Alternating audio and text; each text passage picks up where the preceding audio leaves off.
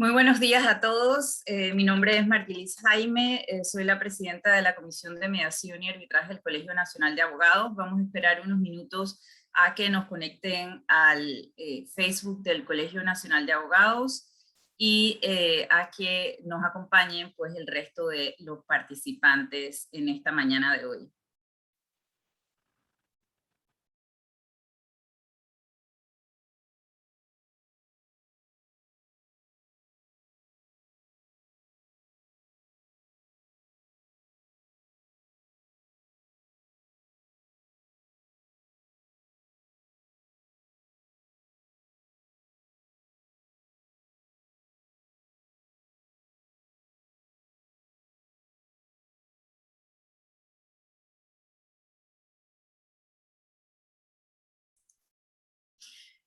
Buenos días a todos.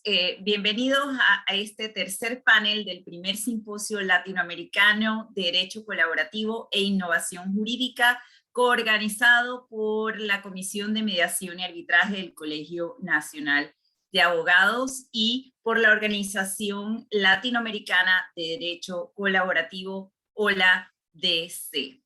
En este tercer panel se va a estar tratando temas sumamente importantes para todos los profesionales del derecho, como lo son la ética profesional, inteligencia emocional y contratos conscientes. Y para dar inicio a esta tercera sesión, me complace presentarles a la licenciada Ana Melisa Español, quien es miembro de la OLA-DC y miembro fundador, de hecho, y es una de las personas, ¿verdad?, que está difundiendo el derecho colaborativo en nuestro país, en la República de Panamá, y además es la coordinadora académica de OLA-DC, así que es gracias a ella que hoy en día nos encontramos pues llevando a cabo este primer simposio latinoamericano de derecho colaborativo. Así que bueno, Ana Melisa, los micrófonos son tuyos. Muy buenos días, muchísimas gracias Margie por esa introducción y bueno, sí, todo el que me conoce sabe que esto es un tema que siempre va a estar al día y presente cada día de nuestras vidas. Bueno, muy buenos días a todos los participantes, a todos los presentes. Me complace tener el honor de brindar unas palabras en nombre de la Organización Latinoamericana de Derecho Colaborativo, en especialmente en este día, en esta sesión de clausura de nuestro primer simposio latinoamericano sobre derecho colaborativo, que hemos organizado en conjunto con el Colegio Nacional de Abogados de Panamá. Queremos agradecer a la Junta Directiva del Colegio Nacional de Abogados de forma muy especial, al señor presidente Juan Carlos Araúz y a la licenciada Maritza Cedeño, su vicepresidenta, quienes nos han abierto las puertas a esta plataforma y sobre todo que han creído y creen en nuestro proyecto. Es un orgullo pertenecer y ser miembro del Colegio Nacional de Abogados y a la vez ser miembro de la OLA-DC, de esta organización, porque hemos hecho una magnífica coyuntura a fin de que este proyecto sea una realidad. Se ha hablado mucho del derecho colaborativo, pero es hora de poner en marcha y en práctica y posicionar en todos nuestros países latinoamericanos la práctica de esta innovadora forma de ejercer el derecho. La OLA-DC es un grupo conformado de abogados y abogadas. Está abierta las puertas para todo el que quiera ser miembro. Somos visionarios, estamos motivados con esa esperanza de humanizar la abogacía a través de las prácticas colaborativas. Y el objetivo principal es que todos unamos nuestros esfuerzos para lograr una legislación y doctrina que sean potables sobre este tema en todos nuestros países hermanos. Y de esa forma, pues seguir trabajando para el desarrollo continuo e innovador de esta práctica jurídica. Esa es nuestra visión, nuestra misión, y sabemos que pues juntos podemos lograrlo. Agradezco a todos los compañeros y compañeras de la OLA-DC alrededor de Latinoamérica. La verdad que ha sido un gusto. No nos hemos conocido todavía de forma presencial. Sabemos que pronto eso va a ser una realidad y ojalá Panamá pueda ser esa plataforma para que podamos conocernos en persona. Y la verdad que hay que destacar el esfuerzo y la dedicación que se ha logrado en apenas un año para que esta organización crezca y esté lista para que se den otros proyectos. Bueno, aquí está Argentina, Brasil, Colombia, y esto se pueda replicar como lo hemos hecho en conjunto del Colegio Nacional de Abogados. Y por último, y no menos importante, pues quiero agradecer a todos y cada uno de nuestros participantes que han creído en este proyecto. Espero disfruten este panel que se va a dar a continuación, un panel de lujo, con exposiciones muy, muy interesantes, innovadoras y necesarias para hacer de la abogacía una profesión más humana, dinámica y sobre todo más efectiva. Al final, nosotros como abogados brindamos un servicio y con humildad pues debemos entender que nuestra profesión es para servir de manera ética, recta y profesional. Y lo que el cliente desea de nosotros es que se resuelva el conflicto, no que se postergue. Y el objetivo de este simposio es que obtengamos como profesionales las herramientas necesarias para ser efectivos en nuestro trabajo y sobre todo comprender que el litigio sí puede ser necesario, claro, únicamente cuando las circunstancias de verdad lo ameriten. Bueno, sin más, yo quiero agradecerles de todo corazón esta oportunidad y pues espero que saquen provecho de esta sesión y éxitos a todos. Muchísimas gracias. Muchísimas gracias, Ana Melissa. Y bueno, con esas palabras pues damos inicio a esta tercera sesión de este primer simposio latinoamericano de Derecho Colaborativo e Innovación Jurídica, ¿verdad? Y con la esperanza de que este tan solo sea un inicio, ¿verdad? De lo que será en un futuro, ¿verdad? Esta conexión con OLADC y la difusión del derecho colaborativo en toda América. Así que bueno, sin más, pues le voy a presentar a nuestra moderadora, la licenciada Ana Elena Castillo. Ella es miembro y secretaria de la Comisión de Mediación y Arbitraje del Colegio Nacional de Abogados de Panamá. Es de profesión, ejerce la mediación y la conciliación en Panamá. Es egresada de la Universidad Santa María la Antigua, cuenta con una maestría en Derecho Comparado por la Universidad de Miami, además de posgrados en mediación, negociación y arbitraje, y diferentes diplomados también pues, en las áreas de negociaciones, tratados y comercio internacional. Y además de especializaciones en métodos alternos de solución de conflictos. Así que, bueno, Ana Elena, los micrófonos son tuyos y la verdad les deseo la mejor sesión, ¿verdad?, de esta mañana. Muchas gracias, Margie. Buenos días a todos. Bienvenidos al tercer panel, Ética Profesional, Inteligencia Emocional y Contratos Conscientes. Este panel estará dividido en tres partes. El primero será el derecho colaborativo y la justicia distributiva a cargo de Juan Pablo Neve y Juan Ramón Bravo. El segundo será a cargo de Viviana Giraldo con el tema inteligencia emocional del abogado y la abogada. Y la tercera parte estará a cargo de Ana Luisa Paniagua Echaluz con los contratos conscientes y resilientes. Sin más, paso a presentarles a los panelistas. Ana Luisa Paniagua Echaluz es abogada egresada de la Pontificia Universidad Católica de Porto Alegre, Brasil. Cuenta con un máster en Derecho del Comercial Internacional por la Universidad del País Vasco. Es especialista en psicología jurídica, mediadora certificada en Portugal, mediadora familiar en Porto Alegre. Juan Bravo es abogado graduado de la Universidad de Buenos Aires con 26 años de experiencia profesional. Ha hecho la carrera en docencia universitaria de Derecho en la Universidad de Buenos Aires. Ha desarrollado cursos de posgrado en Derecho Constitucional, Derecho Procesal Constitucional y maestría en Filosofía del Derecho. Es miembro de la Asociación Argentina de Filosofía del Derecho. Actualmente se desempeña como docente en la Universidad de Buenos Aires y en la Universidad de Belgrano, ambas situadas en la ciudad de Buenos Aires, Argentina. Viviana Giraldo Gómez es abogada conciliadora, especialista en Derecho Constitucional, magíster en Derecho, área investigativa y en asesoría familiar. Ha ejercido la profesión en entidades como la Corte Constitucional, el Consejo de Estado y la Secretaría Jurídica de la Presidencia de la República de Colombia. En su ejercicio profesional ha proyectado decisiones relacionadas con temas de educación inclusiva, derecho a la salud, al trabajo y empleo, y accesibilidad de las personas en situación de discapacidad, participación de población vulnerable en decisiones que los afectan, restitución y distribución de tierras y garantías de los niños, niñas y adolescentes. Actualmente es servidora judicial en la Corte Constitucional colombiana. Y Juan Pablo Neve es abogado graduado de la Universidad de Palermo, Cuenta con un posgrado en Gobierno Abierto y Participación Ciudadana de la Universidad de Pompeu Fabra en Barcelona, en Derecho Ambiental en la Universidad de Belgrano y también en Negociación y Mediación por la Escuela de Formación del Colegio Público de Abogados de la Capital Federal. Cuenta con un diplomado en Comunicación No Verbal de la Universidad Austral y certificado en microexpresiones faciales y emociones por Paul Ekman Group. A su vez, se formó en negociación y derecho colaborativo de la Asociación Euskadi. En el ámbito laboral, integró el Poder Judicial de la ciudad en el Fuero Contencioso Administrativo y Tributario y se desempeñó en distintos cargos públicos como jefe de gabinete del Instituto Superior de la Carrera, órgano que capacita a la totalidad de los empleados del gobierno de la ciudad de Buenos Aires.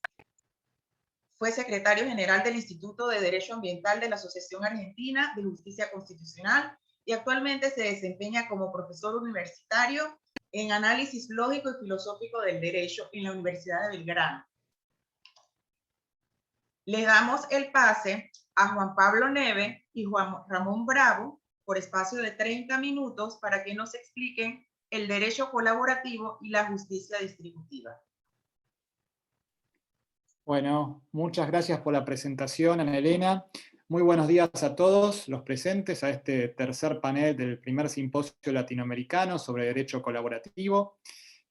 Antes de comenzar, quisiera saludar a las autoridades del Colegio Nacional de Abogados de Panamá, especialmente la Comisión Nacional de Mediación y Arbitraje, a su presidente Margie Liz Jaime, y a las autoridades y colegas de la Organización Latinoamericana de Derecho Colaborativo, que nos permitieron generar este espacio de diálogo y reflexión jurídica, especialmente Ana Melisa Españo y las colegas que también hablarán en este panel. Y bien dije diálogo, porque esta será la forma de interacción que vamos a utilizar, junto a mi colega Juan Bravo, para plantear algunas ideas que nos gustaría compartir con todos ustedes respecto al derecho colaborativo, la justicia distributiva, la ética y el rol del abogado. Para iniciar el presente diálogo, intentaremos recurrir a la filosofía del derecho. Como abogados, no tenemos más remedio que poder recurrir a la filosofía, porque los desafíos que plantea la ciencia jurídica, como fenómeno problemático y complejo que es, por definición, se chocan con los límites propios de la ciencia, ¿no? Que le cierran el camino hacia lo universal y hacia el deber ser. Caminos que la filosofía, desde la altura, debe iluminar como a cualquier otra ciencia. Se me viene a la memoria, actualmente, la doctrina del fallecido maestro italiano Giuseppe Graneris, insigne filósofo del derecho, quien plantea que existen tres problemas centrales en la filosofía del derecho. Los podríamos clasificar así. El problema lógico, referido a lo que es el concepto del derecho, ¿no? Esa búsqueda del universal jurídico. El problema ontológico, que referido al ideal, ¿no? A esa idea del derecho, ¿no? Donde el derecho encuentra sus fundamentos válidos, ¿no? Sus fundamentos primeros, podríamos decir. Y después el problema deontológico, referido al método. El método que lo que va a decir es indicar el camino al derecho desde aquel ideal, ¿no? Que planteamos en la ontología, hasta el ámbito de lo posible, ¿no? El ámbito de lo temporal, si utilizáramos terminología tomista. Creo que podemos tomar esta indicación del maestro Graneris para trazar nuestro diálogo. No sé qué te parece, Juan.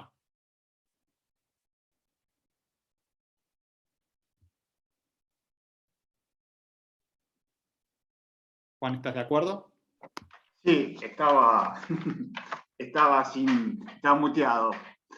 Muchas gracias por la consulta. Y antes de continuar este diálogo, reitero el agradecimiento a esta iniciativa, tanto del Colegio Nacional de Abogados de Panamá, la Organización Latinoamericana de Derecho Colaborativo. También agradezco a los panelistas, y a las coordinadoras y presentadoras, y celebro esta actividad y esta iniciativa, porque es, a mi modesto entender, es el futuro del derecho. Ahora vuelvo a la pregunta, y gracias por el pase Pablo. Y gracias también a vos, Juan Pablo, por permitirme participar en este diálogo. Y asumo que haciendo una presentación del tema, por lo que se brinda una simple apreciación entre las múltiples posibles a esta respuesta, a esta primera pregunta, ¿qué es el derecho? Muchas respuestas han trascendido, desde la clásica dada por el jurista romano Celso, como arte de lo bueno y equitativo, hasta las más modernas, ninguna de las cuales ha tenido una aceptación definitiva, en esto soy enfático, pasando por Tomás de Aquino, quien considera el derecho como la misma cosa justa, jus et res ipsa res justa, es decir, la cosa justa, la misma cosa justa. Y Kant, que cambia esta idea del derecho que debe ser por el derecho que es, quid sit iuris, es decir, lo que dicen o han dicho las leyes en un determinado lugar y en un determinado tiempo. Un jurista argentino, Carlos Cosio, sostenía que toda la vida de una persona consagrada al derecho a veces apenas alcanza para conocer una rama particular del derecho. Alf Ross, un filósofo escandinavo, decía que no tiene sentido buscar un concepto de derecho porque es una tarea filosófica.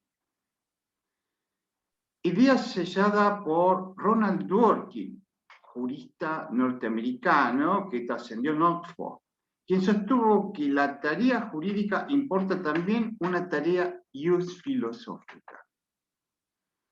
Entonces, esta idea de tarea ius filosófica nos sugiere la idea de que el derecho es un concepto dinámico. ¿Están de acuerdo con esta idea de concepto dinámico? ¿Cuál es tu apreciación? Gracias, Juan. Sí, en principio, si lo ceñimos al ámbito occidental, ¿no? Estoy de acuerdo en esta idea. Y entiendo que si acordamos que el derecho es este concepto dinámico, podemos avanzar en nuestra argumentación y decir que el derecho está en constante movimiento, ¿no? Que está en elaboración permanente. Ahora bien, eso me hace pensar en quién elabora, ¿no? ¿Quién elabora este derecho que está en constante movimiento?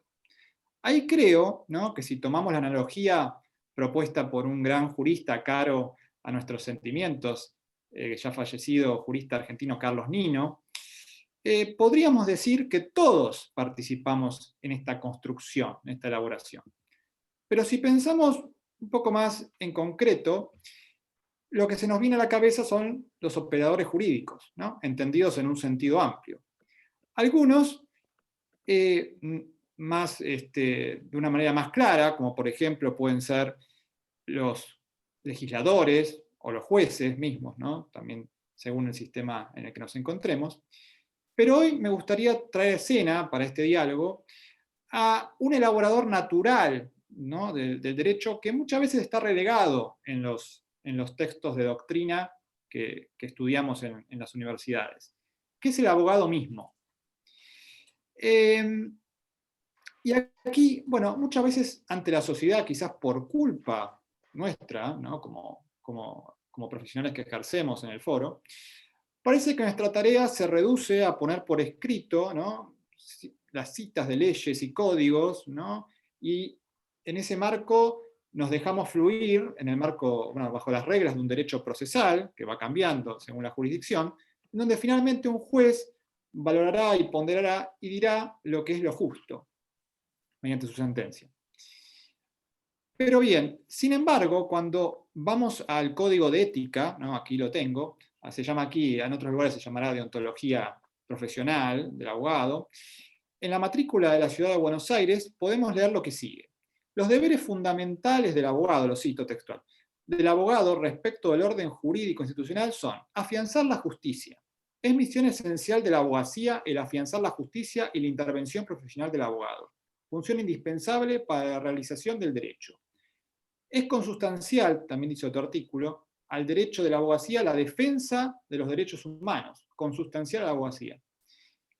Y por último, también el abogado tiene que defender el Estado de Derecho, la República y la democracia, ¿no? Que según una recordada definición de Jacques Maritain, ¿no? Un filósofo humanista francés, influyente en lo que fue la construcción postconciliar de la Iglesia, la define como la organización racional de las libertades fundadas en la ley. Y a su vez, en el marco del ejercicio de la abogacía, el Código de Ética de la Ciudad Autónoma de Buenos Aires cita que los abogados deben, con las reglas de derecho, deben solucionar los conflictos basados en los principios de lealtad, probidad y buena fe.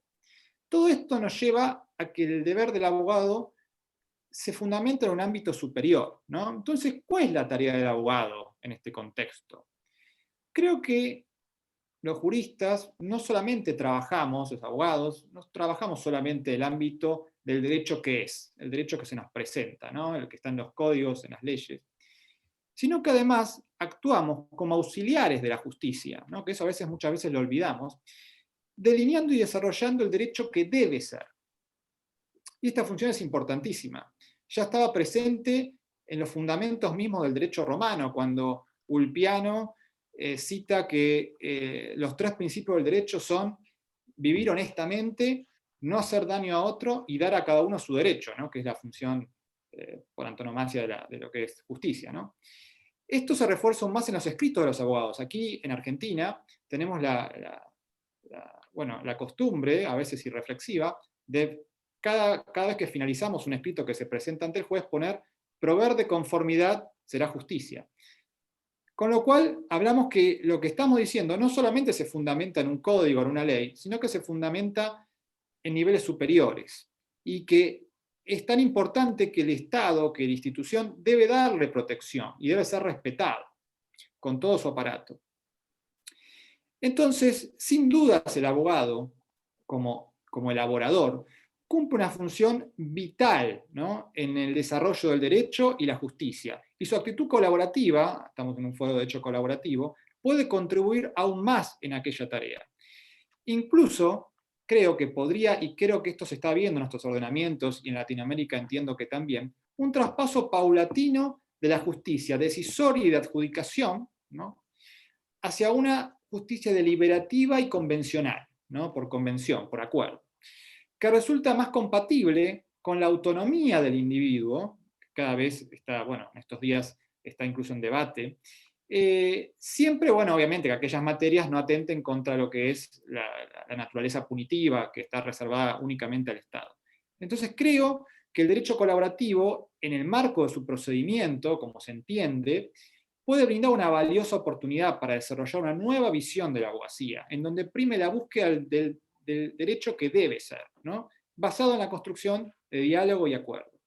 Pero para que esto se pueda entender más, creo que debemos citar, Juan, a hablar del orden previo de repartos, ¿no? Como lo citaba un jurista, Werner Goldschmidt, ¿no? Que creo que es atinado citar aquí. No sé ¿qué te parece? ¿Cómo es esa tarea, Juan? ¿Cómo pensás vos que es ese reparto previo? Sí, efectivamente. Todas estas ideas de distribución de justicia las ha trabajado Werner Goldschmidt, un jurista, un gran jurista, en este caso viajero, de origen alemán, luego español y luego argentino. La historia a veces reubica a las personas en sus destinos. Y efectivamente, este jurista, maestro de una de las teorías más importantes de nuestro país, habló acerca de que el mundo jurídico tiene una estructura tridimensional. En síntesis, la idea del tridimensionalismo, que no es exclusivamente de nuestro país, sostiene que el derecho tiene 3 dimensiones. Una que involucra los hechos, otra la norma y otra el valor. una dimensión que distinguía una dimensión normológica, una dimensión sociológica y otra de justicia, que denominó diquelógica justamente en homenaje a la diosa justicia. Y en la combinación con estas dimensiones, porque a decir de Aristóteles y Santo Tomás, la persona es un ser social y racional, se organiza a través de un régimen de justicia distributiva a la que este filósofo denominó reparto. Y esto se debe, ya que el primer constituyente es el primer distribuidor y trabaja en una hipótesis de distribución para su posteridad, para esta nación que se está generando. Entonces, toda organización política tiene en su génesis en su genética, una hipótesis de justicia distributiva. Y es en función de esa hipótesis distributiva en que se legisla. Y es una hipótesis en la que se proyectan los repartos o distribuciones a efectuarse en la sociedad que están haciendo. Esos repartos aparecerán luego reflejados en las normas. Si nosotros queremos saber cómo son esas distribuciones, vamos a tener que analizar la legislación de ese Estado. Y que justamente las normas son las que reciben el sentido de esos repartos proyectados. A través de esos repartos, los repartidores distribuyen potencias e impotencias, bajo reglas de justicia. Y esto se traduce a la postre en derechos y obligaciones. Derechos como potencia y obligaciones como impotencia. Es decir, como responsabilidad. Es decir, que le indican qué pueden hacer y qué no pueden hacer en función de estos repartos.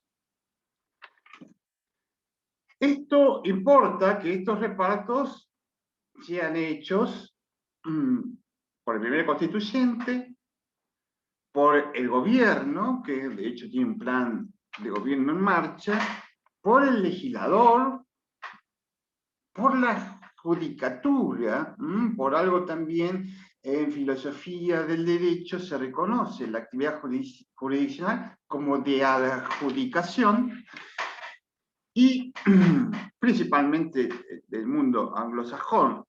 Y en definitiva la ciudadanía en su totalidad también participa en esta distribución, ya sea a través de la autonomía de la voluntad, ya con otros criterios que entran también a jugar en otro concepto de justicia, que es la justicia conmutativa, pero también estamos en el plano, digamos, de las contiendas y de las mediaciones. También opera esto que los filósofos han denominado distribuciones o repartos. ¿Cómo ves esta idea de los repartos y de las distribuciones en el plano de la actividad del abogado? Bueno, esto es importante, esto que nombraste a lo último de la mediación y de los ámbitos de mayor autonomía, ¿no? Porque yo pienso que esta función distributiva, siguiendo a Goldschmidt obviamente, se cumple a través de dos tipos de repartos, ¿no? El que realiza la autoridad propiamente, que mencionaste, y también el que realizan los ciudadanos, mediante los contratos y los acuerdos que realizan en la vida cotidiana, ¿no? Este segundo tipo de repartos recibe la denominación de autónomos. Si bien como hablaste, el reparto de autoridad obedece a principios y a criterios de justicia, el reparto autónomo, al decir de Goldschmidt, es preferible, ya que, a diferencia del reparto de autoridad, contempla este grado mayor de autonomía y la voluntad de los involucrados, cosa que no es menor en el marco de llegar a un acuerdo justo. Incluso algunas doctrinas, ¿no?, de filosofía política vaticinan un futuro con un mayor grado de autonomía en esa aspiración histórica, de sociedad más justa. Y podemos hablar desde ángulos totalmente opuestos, si se quiere, en algún punto, entre, por ejemplo, los liberales más extremos y los marxistas, ¿no?, donde apuntan quizás desde diferentes concepciones ideológicas hacia una sociedad donde prime cierto grado de libertad y un Estado que permita hacer otras cosas, ¿no? La idea de responsabilidad individual, en la que mencionaste con Dworkin, importa, digamos, determinar los alcances de la responsabilidad de cada uno y sus límites, ¿no? Esto que muchas veces hablamos de derechos y no de responsabilidades, ¿no?, por lo menos en el debate político e institucional argentino. Conforme lo expresara John Rawls, ¿no?, que en su Teoría de la Justicia, una de las mejores obras en materia de justicia de los últimos tiempos, de obra de referencia, las libertades de cada ciudadano deben ser compatibles con un esquema semejante de libertades de los demás ciudadanos, ¿no?, donde apreciamos esta influencia tan típica kantiana, ¿no?, del principio universal de libertad, ¿no?, que Kant, acá lo cito, dice que una acción es conforme a derecho cuando permite, o cuya máxima permite, a la libertad del arbitrio de cada uno coexistir con la libertad de todos según una ley universal, ¿no? Esto lo dice la metafísica de las costumbres.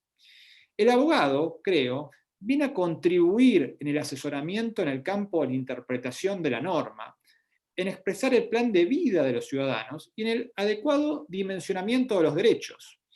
Esto es importante porque muchas veces en la práctica se ve, o suele ocurrir, que el titular de los derechos, bueno, a veces sobredimensiona la responsabilidad de los demás, o en otras ocasiones puede sentir que su derecho no se encuentra suficientemente reconocido, o también puede ser que alguien detente un mejor derecho, ¿no? Entonces, también está esa tarea pedagógica del abogado, ¿no?, para lograr acuerdos justos y no violencia institucional en algún punto. Todo ello, obviamente, en el marco del diálogo y la argumentación jurídica, desarrolladas tanto en el marco del acuerdo transaccional, que podríamos denominar del acuerdo, ¿no?, de estos nuevos métodos, o también en la justicia en instancia jurisdiccional. Eso hace que el abogado sí sea, a mi entender, una pieza relevante en esta fase distributiva, ¿no? Juro Caldani, uno de los discípulos de Werner Goldschmidt, siguiendo una idea de Holmes, habla de que los juristas son repartidores especialmente calificados, o como dice Goldschmidt también, quienes a sabiendas reparten con justicia. Y ese es el marco de las mediaciones o procesos, que habías nombrado antes, con audiencia de parte, en que las mismas conjeturen, ¿no?, las partes, y logran una adjudicación adecuada para las posiciones planteadas, ¿no?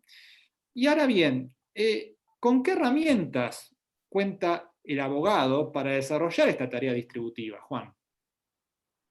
Sí. Bueno, lo mío va a ser sintético en razón del tiempo, pero hay cosas que me gustaría precisar.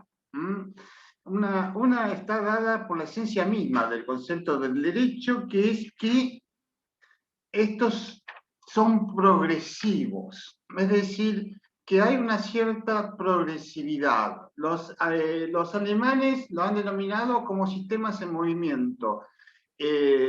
Los estadounidenses lo denominan como la constitución viviente, y efectivamente esto obedece a un criterio filosófico de Aristóteles, del movimiento. Todo tiende hacia un bien, todo tiende hacia una mejoría.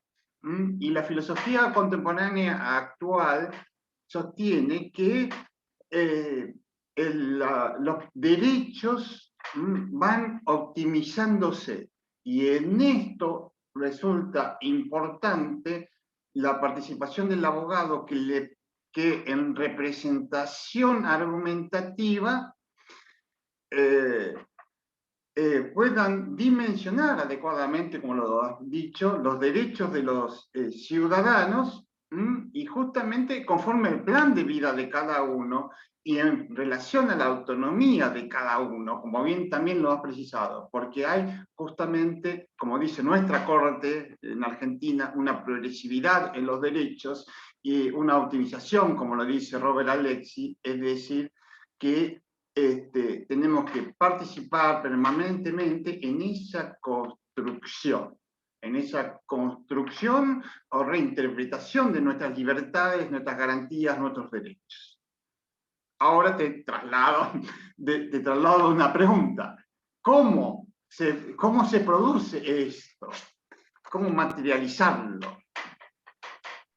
Bueno, digamos, básicamente yo creo que es importante tener en cuenta que la argumentación, ¿no?, que se da, la argumentación jurídica que se da en el marco de estos procesos, en esto voy a seguir a Mario Chaumet, ¿no?, que es un jurista que trabaja mucho estos temas aquí en Argentina.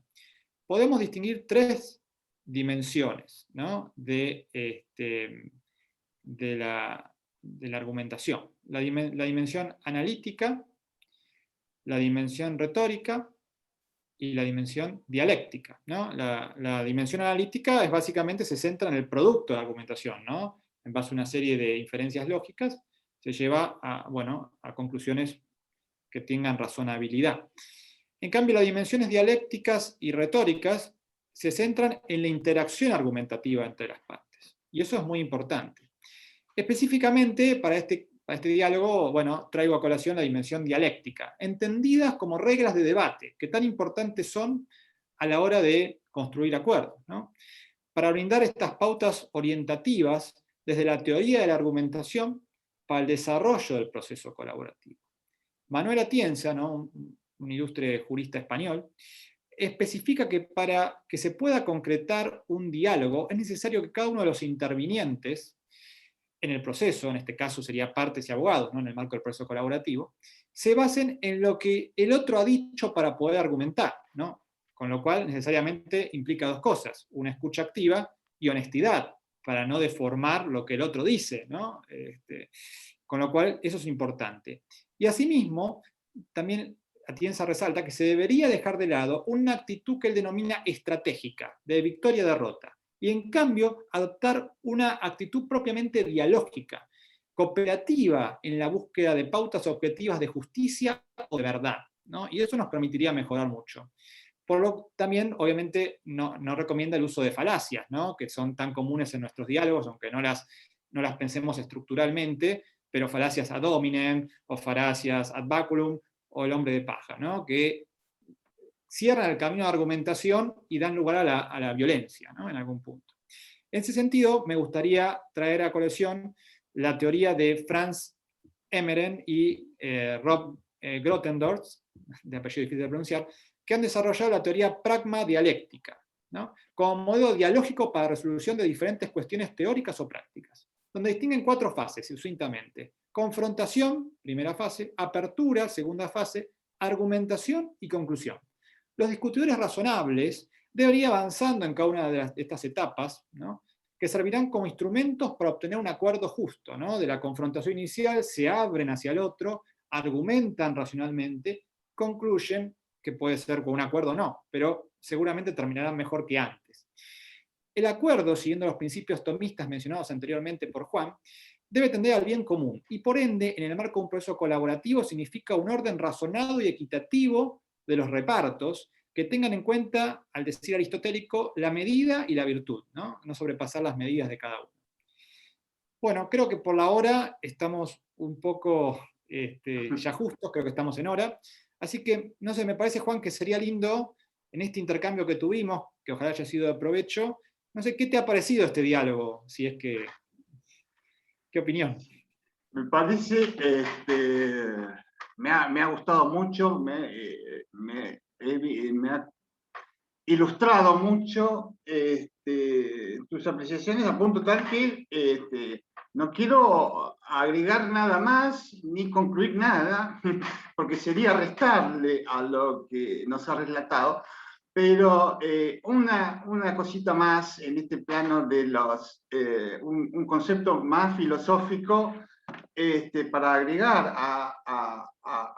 o para culminar estas ideas, es justamente la idea del consenso, en esta tensión esencial que existe entre todos, que Kuhn ha denominado esta tensión esencial, donde de los diálogos que existen y en toda relación jurídica, los dos caminos son el conflicto o el consenso. La propuesta, al menos de la filosofía liberal, es trabajar en el consenso, y las herramientas que nos has mostrado resultan de suma utilidad para trabajar en esta tarea del abogado en su deber de colaboración.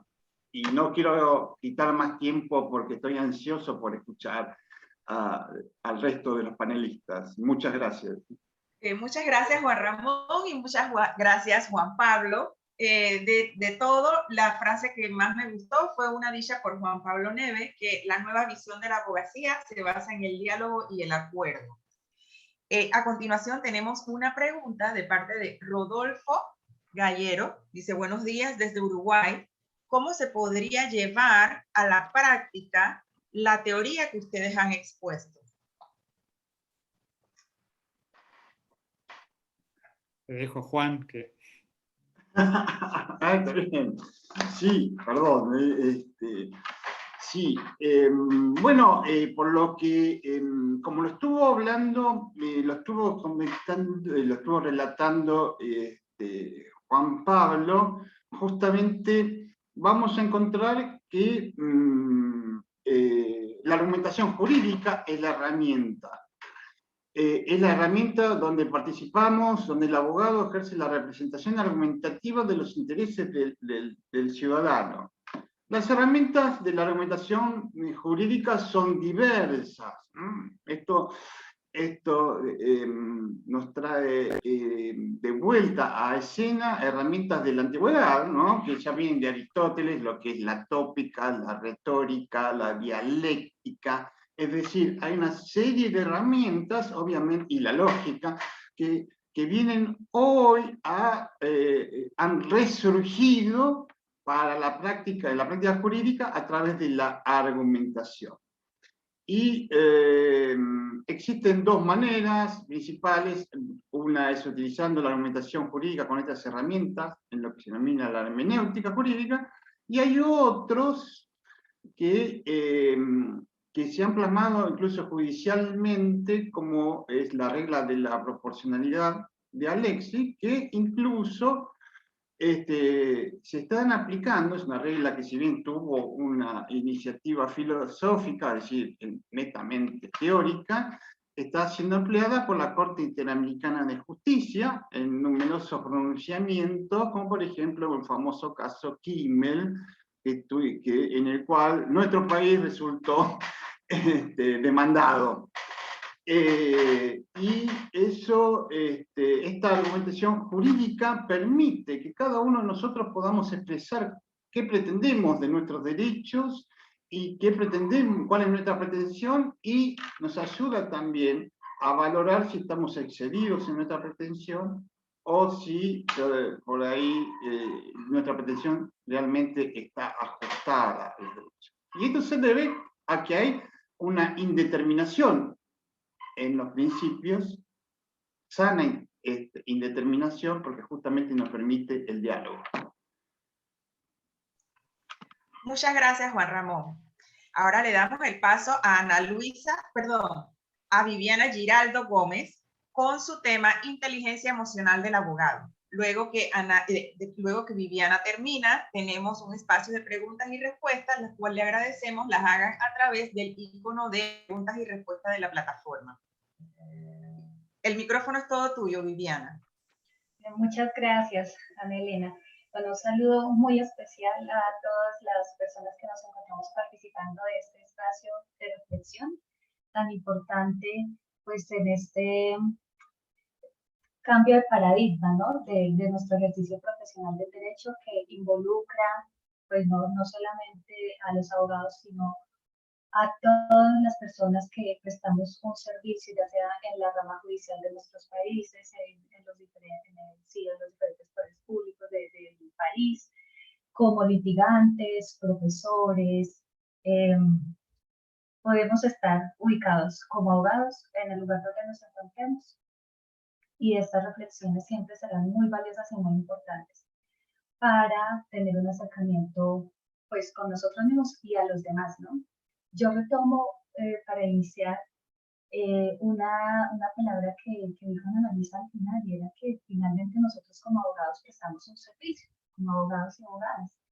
Entonces, antes de me olvidar, voy a compartir una presentación que va a ir guiando un poco el diálogo. No sé si ahí ya se ve, sí.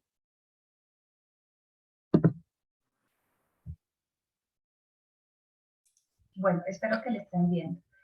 Sí, perfecto, Viviana, gracias. Bien. Perfecto. Entonces, precisamente, pues voy a proponer en este espacio, en estos minutos, una conversación y una reflexión, ¿sí? Cada uno pues irá haciendo también sus reflexiones propias de acuerdo en el lugar donde se encuentre ejerciendo la profesión como abogado y abogada. Entonces, básicamente quisiera pues hablar sobre el lugar que ocupa la emoción en nuestro ejercicio profesional y sobre todo la emoción como sustento de unos acuerdos sostenibles en el tiempo, ¿sí? Muchas veces olvidamos que cuando estamos en una negociación o cuando estamos resolviendo un caso jurídico o cuando estamos acompañando a las personas a resolver un conflicto, la pretensión es apenas ese síntoma que me muestra que debajo hay muchísimas cosas que sostienen ese conflicto. Ese síntoma me refleja que el problema no es el inmediato que estoy viendo en ese momento o el que me están contando en ese momento, ya sea un cliente, una persona que acude a mí, o ya sea un escrito a través de los expedientes. Quienes nos desempeñamos en la rama judicial, pues a nosotros nos cuentan a través pues, de los escritos también, o en las audiencias, cuando estamos en audiencias. Ahí cuenta mucho la emoción, porque lo que sostiene el conflicto finalmente es la emoción. Entonces, adentrarnos en ese mundo emocional nos va a permitir encontrar definitivamente esa necesidad que vamos a atender. Y finalmente nos va a permitir pues, que, pues, por lo menos, si no un total cumplimiento del mismo, sí, pues que se pueda cumplir a mediano, a largo plazo, lo que estamos suscribiendo. ¿Esto qué implica? Implica que yo como abogado y como abogada también tengo que tener la disposición para hacer un trabajo personal de conocimiento, de autoobservación. ¿Qué pasa cuando la otra persona me está contando su historia? ¿Qué pasa? ¿Qué se mueve en mí? ¿Sí? Eso ahí digamos que en ese punto es importante darle lugar a la emoción. Y por supuesto, identificar esa observación a mí me permite acompañar mejor a la otra persona para no transferirle mis asuntos o mi forma de ver el mundo o mi sistema de creencias, ¿sí? No somos tan libres como creemos, estamos insertos en un sistema que empieza desde lo familiar y que va escalando hacia lo normativo, donde me eduqué, con quién hablo, donde me eduqué, también lo cultural.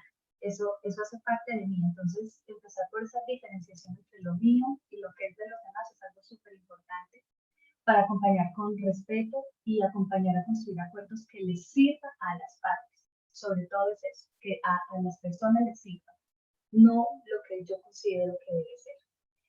Entonces, para ello, voy a proponer pues, digamos, una manera de abordaje para brindar esa ayuda.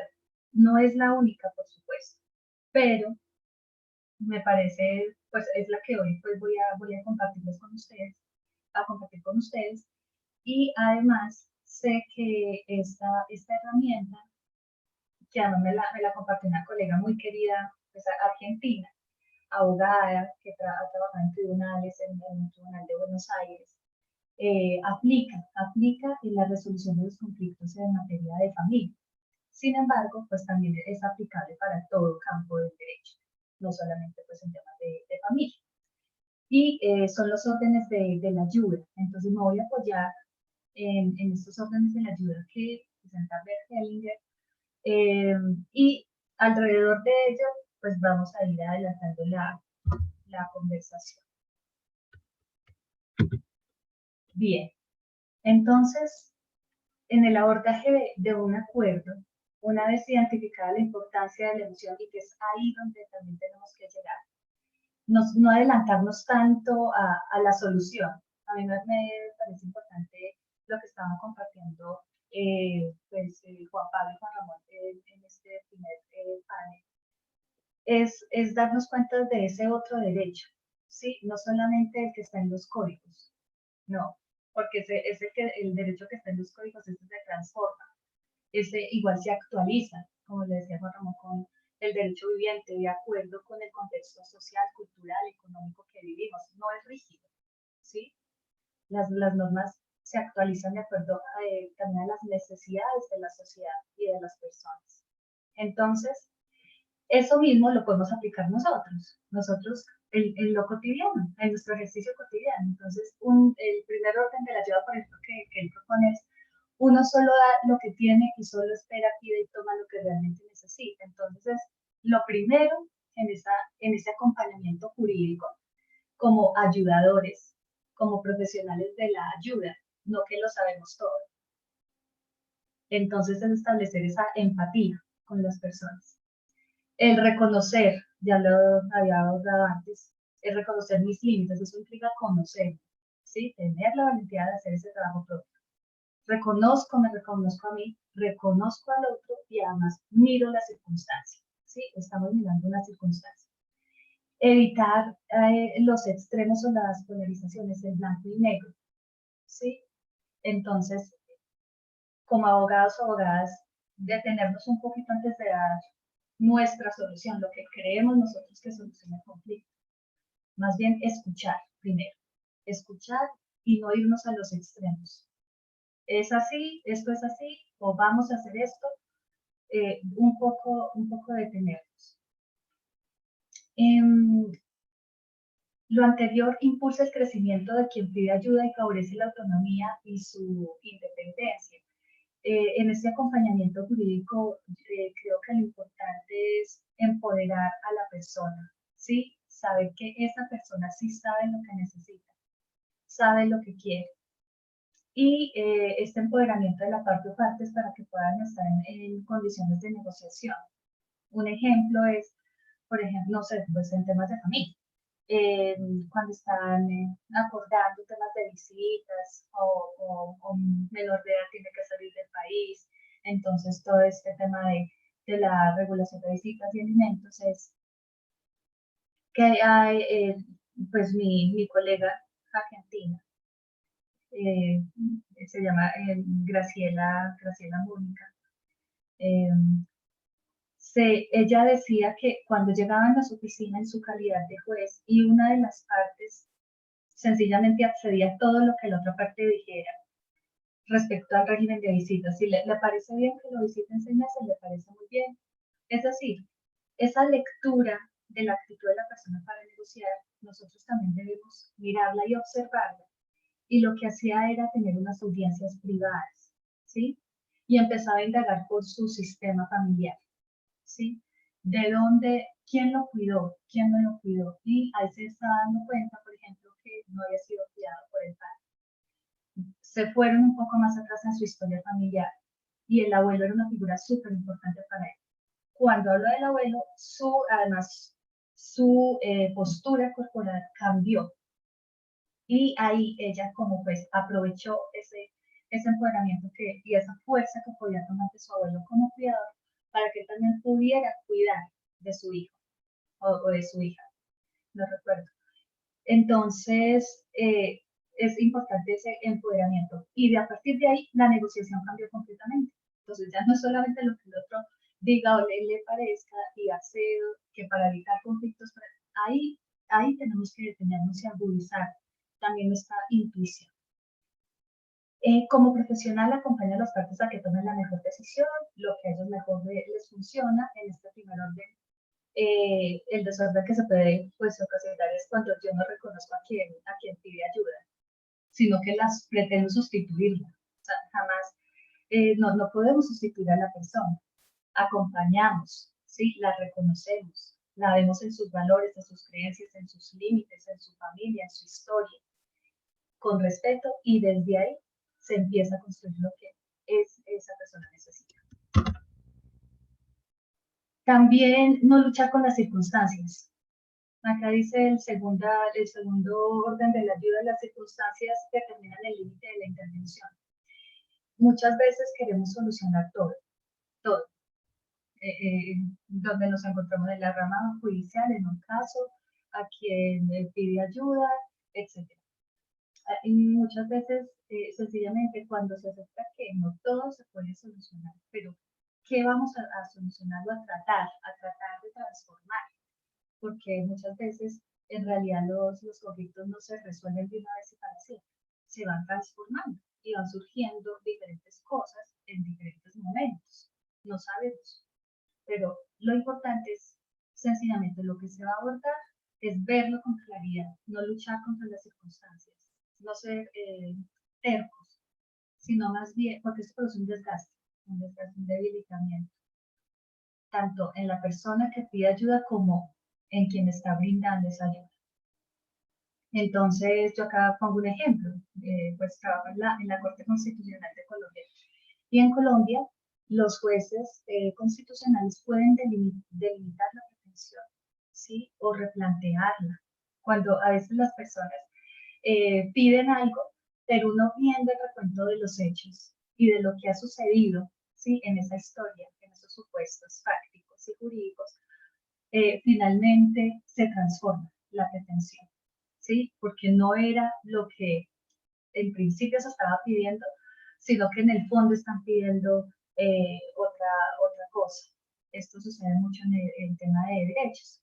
Entonces, generalmente hay una interdependencia entre los mismos. Una persona puede pedir el derecho a la salud y resulta que, por ejemplo, las personas con discapacidad, entonces que me atienda una institución educativa, pero por la en el sistema de salud. En el fondo, lo que esa persona estaba reclamando era la educación para su hija en situación de discapacidad. Entonces, no es el sistema de salud. Su pretensión es el derecho a la educación. Eso hay que ponerle nombre, hay que nombrarlo. Y bueno, pues ahí también hay una delimitación, un replanteamiento, eso también se puede hacer. Lo mismo en casos de regulación de visitas, los tipos de custodia. Pongo como ejemplo la custodia compartida. Hay circunstancias en las que debemos aceptar que a veces esa no es la mejor opción, no es la posibilidad. Puedo desde mi creencia decir, esto sería lo mejor, lo que garantizaría mejor el interés superior de los niños y las niñas. Y sin embargo, cuando aterrizamos a la vida real, resulta que no hay reglas generales que se puedan aplicar. Y no hay que luchar con eso. Entonces, pues siempre pues estar atentos a esas circunstancias y límites. Nosotros, bueno, establece una comunicación, otro orden de la ayuda se establece una comunicación y relación de adulto a adulto. Como abogados o abogadas, nosotros no tenemos que ocupar el lugar que nos corresponde, que no es el de papás, mamás o figuras de autoridad. Somos personas que contribuyen, que ayudan, ¿sí? Ayudadores, pongo ahí entre comillas, como profesionales del derecho. Entonces, por eso no sustituimos a la persona y creemos que la persona que viene y que tiene un conflicto, un problema, por más confusión que exista, el que tiene el problema, nosotros creo que ahí una gran ayuda es ayudar a plantear bien el problema, porque por ahí dicen que quien plantea bien el problema tiene la solución en la mano. Es como en la matemática, plantear bien el problema. Bueno, entonces podemos acercarnos, tener unos acercamientos más asertivos para la resolución del conflicto. Entonces, por eso creemos en la adultez de quien nos consulta. Si vemos de pronto algunas situaciones que pueden ser reforzadas, que hay cosas por trabajar emocionalmente dentro del sistema familiar, como abogados también podemos adelantar unos diálogos transdisciplinares. Para eso también podemos apoyarnos en los psicólogos, por ejemplo, ¿sí? O en personas expertas en finanzas, dependiendo del problema que estemos abordando. ¿Para qué? Para que venga y empodere siempre. Yo creo que hay que darle herramientas a la persona para que ocupe su lugar, ¿sí? Como persona que está también en el conflicto, nosotros ocupando nuestro lugar, por supuesto, dentro de la empatía, para poder acompañar esa resolución. Pero no empezar a jugar roles que no nos corresponden. Entonces acá también, como se decía anteriormente en la primera charla, cada uno tiene sus responsabilidades y asume las consecuencias. Bueno, este cuarto orden de la ayuda, está referido a la empatía del ayudador, ¿sí? Plantea que es menos personal y fundamentalmente sistémica. A mí me parece supremamente importante. El derecho visto desde un punto de vista sistémico, ¿sí? Y trabajamos en conjunto con otras disciplinas también. También hay que reconocer a la persona en un sistema, ¿sí? No es la persona que se me presenta, no son las partes las que se me presentan únicamente, sino todo lo que la rodea. Por eso preguntar, indagar es muy importante. A veces se nos olvida un poco indagar más. Esta persona, dónde creció, qué hace, cómo se encuentra, cómo se siente. Volver una y otra vez sobre ella para finalmente poder comprender el conflicto. No solamente quedarnos con lo primero que nos dicen, no, indagar, preguntar, profundizar, que cada vez el diálogo cobre más hondura, no quedarnos por encimita que lo que nos dicen, lo que nos cuentan, no, hay que descender, Ahí es donde nos encontramos de nuevo con todo el tema emocional y la historia de esa persona, el origen. Entonces, podemos llamar también incluso a las personas que pueden ser decisivas en la resolución o en la transformación de ese conflicto. Por eso, en el ámbito familiar, los niños, las niñas tienen el derecho a ser escuchados, hay que llamarlos. ¿Quiénes conocen mejor el conflicto que las personas que están conviviendo? ¿Sí? En caso de temas de familia. Eso cobra un gran peso. Y, por supuesto, acá menciono la teoría ecológica de Grothendieck, porque, como decía al inicio, a veces creemos que somos muy libres y lo que yo pienso, lo pienso porque sí. Y resulta que no. Él habla de un microsistema, un macrosistema, un exosistema, ¿sí? Una cuestión, un macrosistema, ¿sí? Que es lo cultural. Y es comprendernos y reconocernos ahí, en que estamos moviéndonos en todas esas relaciones. El reconocimiento de la persona tal como es, por mucho que se diferencie de mí. Acá nos ayuda mucho, creo que es rescatable. Es importante subrayar que nosotros nos encontramos al servicio de la reconciliación desde esta perspectiva del derecho, ¿no? De ejercicio profesional. Nosotros somos puente para la transformación del conflicto, ¿sí? Estamos al servicio de algo más grande que la descongestión judicial. Hay que tener mucho cuidado con eso porque, bueno, aquí también hay mecanismos alternativos de resolución de conflictos. Uno de los, digamos, de los objetivos y de las finalidades, por ejemplo, en Colombia, en temas de conciliación es descongestionar la justicia. Eso está muy bien. O sea, que no escalemos en la medida de lo posible. como te dijo Ana Melissa, hacia lo judicial, que todo se nos convierte en litigio. Precisamente, si nosotros podemos ir decodificando qué pasa ahí en ese conflicto con lo emocional, quizás podamos suscribir unos acuerdos privados que sean sostenibles, ¿sí? Pero si realmente lo miramos desde esos orígenes del conflicto, desde la emoción, de la necesidad. Pero no solamente nos podemos quedar en la estadística que para descongestionar la justicia es un riesgo y hay que estar muy alertas y muy pendientes, no. Lo que queremos nosotros es, estamos al servicio de algo más grande, que es promover esa convivencia pacífica, promovemos la paz, la reconciliación, cuando acompañamos a resolver, a transformar los conflictos. Acá la interculturalidad en ese reconocimiento de la persona tal como es, por mucho que se diferencie de mí. Por ejemplo, en el tema de comunidades, reconocer a las comunidades indígenas. Voy a poner ese ejemplo. Las comunidades indígenas o migrantes, es decir, este tema de la interculturalidad es una invitación a reflexionar cada uno sobre esos límites.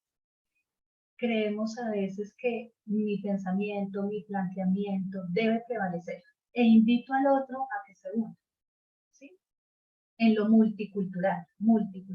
La interculturalidad implica una mirada más crítica y es que ese otro o esa otra que piensa distinto puede impactar y transformar también el sistema jurídico, no solamente es una invitación a lo que ya hay, entonces también aplicable a nosotros y a la forma en que resolvemos y acompañamos a resolver los conflictos. El desorden, y según el planteamiento de este autor, es juzgar al otro. Entonces, también estar en una auto-observación constante. ¿Qué juzgo? Bueno, hay algo muy importante que pues, lo voy a pasar acá rápidamente para pasar unos ejemplos que quiero presentar desde la rama judicial en Colombia. Y nosotros como profesionales del derecho, es importantísimo, o sea, desarrollar esa observación, esa percepción, ¿sí? Observar. Obviamente sin entrar pues a ser indiscretos, pero sí observar cómo llega la persona, cómo está, cómo es su postura corporal, que dice, cómo la vemos. Eso a mí me conduce a percibir algo, ¿no? De esa persona. Pero la percepción, o sea, lo que yo percibo, igual hay que verificarlo. Puedo fallar, yo puedo percibir que una persona está de mal genio o está triste. Resultó ser que yo percibí eso a partir de una observación inicial, pero no es así. Entonces, por eso es importante la comprensión, la verificación de esa percepción que estoy teniendo. La intuición, yo la rescato muchísimo. La intuición, yo creo que como profesionales del derecho, la intuición cuenta bastante cuando nos están contando un caso, cuando estamos acercándonos a nuestros expedientes. Ese algo no anda bien o hay que indagar por acá, dejarnos llevar por esos primeros impulsos, puede ser muy iluminador. Y también, por último, sintonizar con la historia de las personas.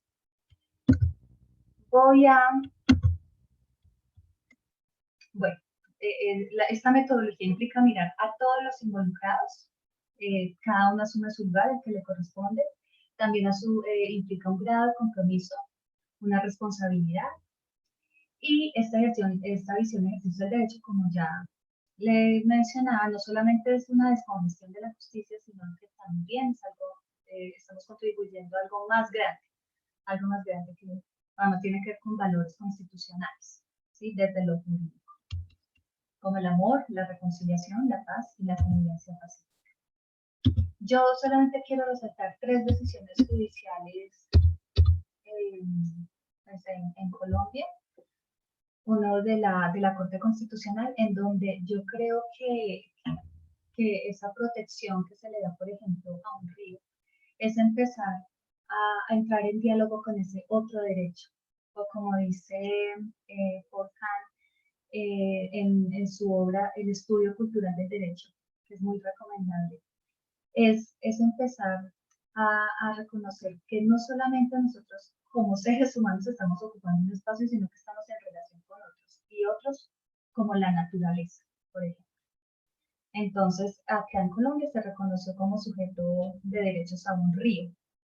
Detrás de eso está, yo también veo mucho la emocionalidad. Otro tema, la violencia obstétrica. Muchas veces no conocemos de qué se trata, y resulta que ya también jurídicamente se está abordando, ¿sí? A pesar de que aquí en Colombia no hay una legislación o una definición de la misma, pero ya hay fallos. Y me llama la atención que los jueces, por ejemplo, pueden, dentro de sus decisiones judiciales, no solamente dar una resolución jurídica, sino también dar órdenes de reparación integral. Eso es una clara muestra de que no solamente nos podemos quedar como en la línea de arriba, sino descender, mirar todas las aristas que se puedan abarcar, como ya lo vimos, y dar este tipo de órdenes. Sí, les sirve a las personas también, ¿no? Entonces, por ejemplo, acá se reconoce un caso de violencia obstétrica, que puede constituir también un caso de violencia primera como seres humanos. Y también casos de violencia económica, donde hay una reparación a la persona, así tenga capacidad económica. Pero el hecho de reconocer una reparación, a mí me puede dar una sanación. Entonces, en ese sentido, el derecho también puede ser sanado. Algunas herramientas como la escucha activa, ya con esto termino. No sé si me estoy pasando de tiempo, es que no veo el chat. No sé si ya tengo un mensaje de que pues, se me agotó el tiempo, pero finalmente hay unas herramientas como abogados y abogadas que nos pueden ayudar. La escucha activa, ¿sí? Las preguntas circulares, aprender a preguntar. Los contratos conscientes, como lo vamos a ver a continuación, ¿sí? Cómo sostenemos esos acuerdos. Las diferentes formas de negociación, el derecho colaborativo, la transdisciplinariedad, la generatividad, que también tiene que ver con la creatividad y la imaginación en el derecho. ¿Sí? No solamente el derecho como norma, no, imaginarnos nuevas formas, ser creativos. Acá pues quiero mencionar a Graciela Mónica Morgan, con base pues, en la cual pues, desarrollé todo el tema de los órdenes de la ayuda. Con esto, pues quisiera ya finalizar. Creo que, bueno, las conclusiones, no sé, Marty, yo ya me pasé de tiempo, qué pena contigo, si acaso decir una cosa. Sí, un poco, pero si quieres después de las presentaciones, como de todas maneras viene el espacio de preguntas y respuestas, bueno, ahí qué ya... pena. No, qué pena. Al final, es que no estaba viendo los mensajes, entonces me excuso. Pero bueno, después de estas herramientas, bueno, en últimas después de todo esto, que puede ser que a veces se haya seguido un hilo, a veces no, en conclusión. O sea, yo creo que la gran conclusión es el derecho como una herramienta de sanación, como una herramienta de reparación, ¿sí? Como una también de las posibilidades que tenemos. No donde se agotan todas las posibilidades, sino donde realmente pueden iniciar otras posibilidades más grandes. ¿Sí? Por ejemplo, acá en nuestro país, de reconciliación, de paz, de reconocimiento mutuo. Y de pronto de renunciar a que todo lo sabemos. ¿Sí? A veces eso también en el campo jurídico creo que podríamos revisarlo mejor y entrar en diálogo complejo con otras disciplinas.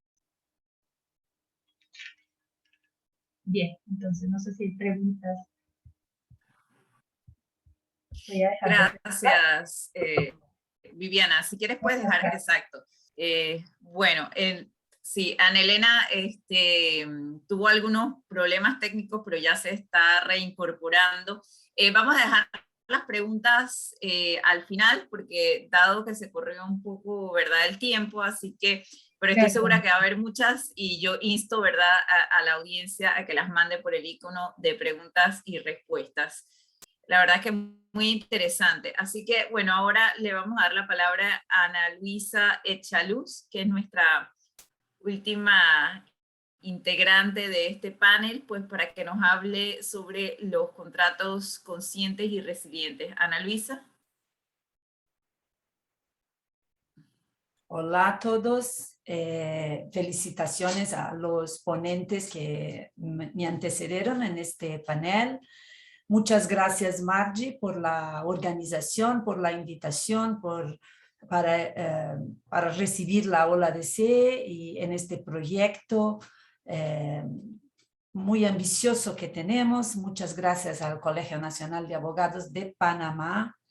Y yo voy a intentar correr contra el tiempo, a ver si consigo. Voy a compartir mi pantalla. Voy a tratar aquí. ¿Está mirando la pantalla, Margie? ¿Está ok la pantalla? Sí, perfecto. Gracias. Ok. Bueno, yo voy a hablar de un tema. Hasta ahora en los paneles tratamos de la resolución de los conflictos. Yo estoy aquí para cerrar el panel tratando del tema de la prevención. Y voy a hablar un poco de los contratos, que es un tema que está cambiando mucho. Empiezo a ver aquí un segundo, voy solo para compartir. Aquí está, vamos. Bueno, mi presentación no es necesaria porque ya fui presentada con los demás. Entonces voy a hablar de los contratos. Un contrato no existe sin una matriz social que le dé significado y defina sus normas.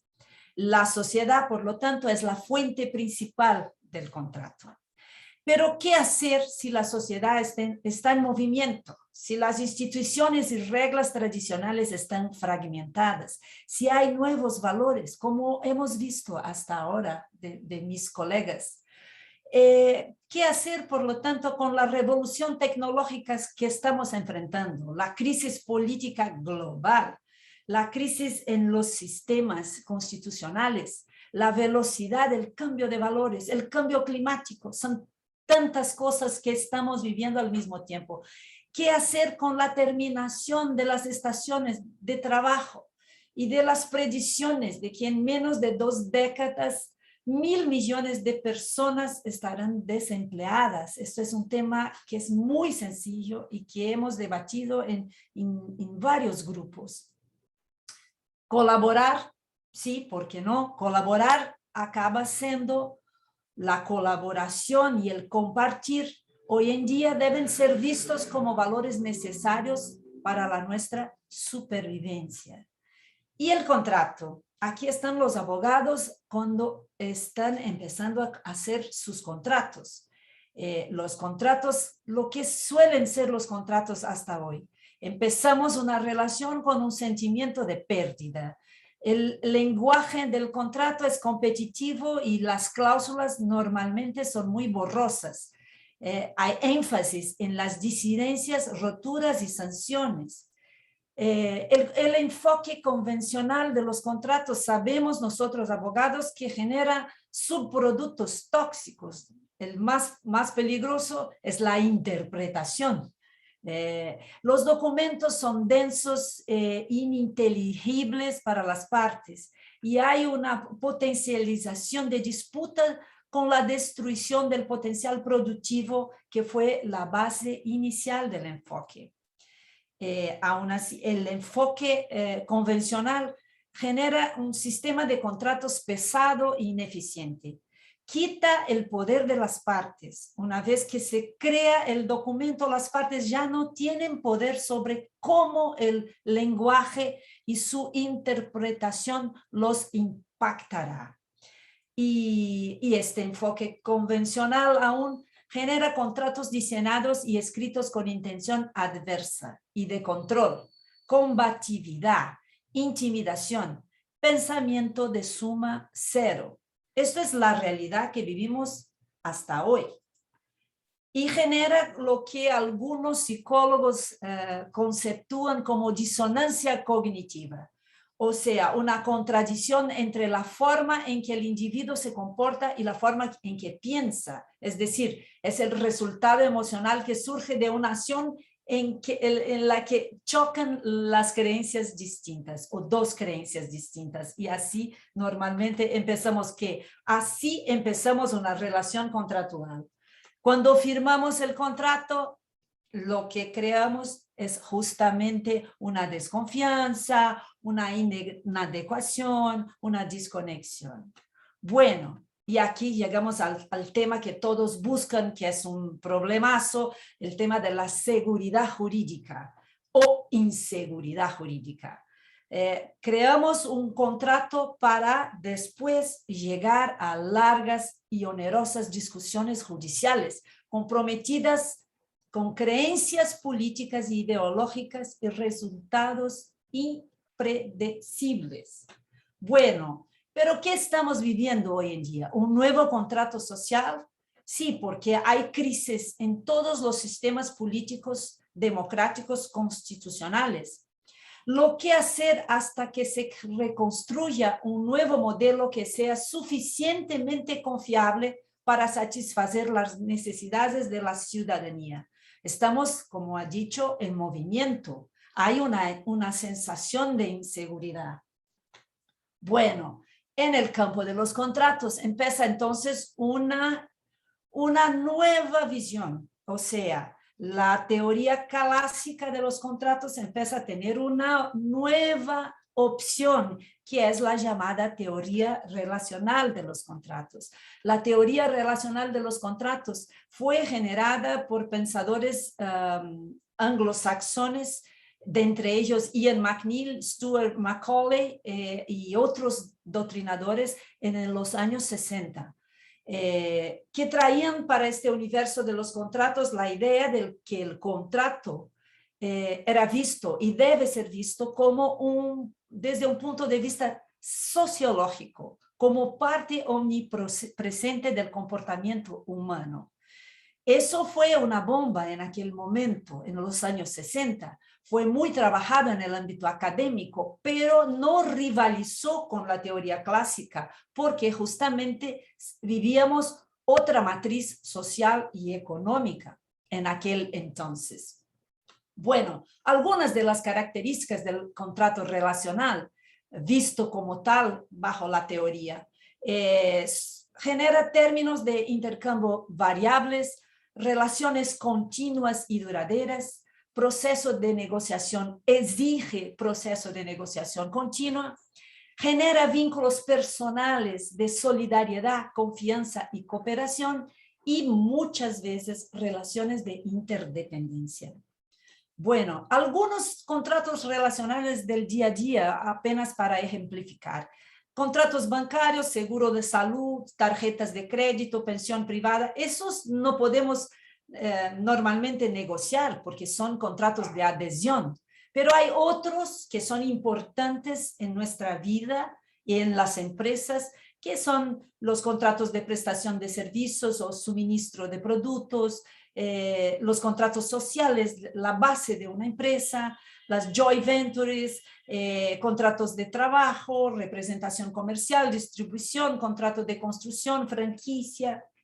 Bueno, y hay estas relaciones que son estratégicas para las empresas, empezando con los stakeholders, los socios, los partners.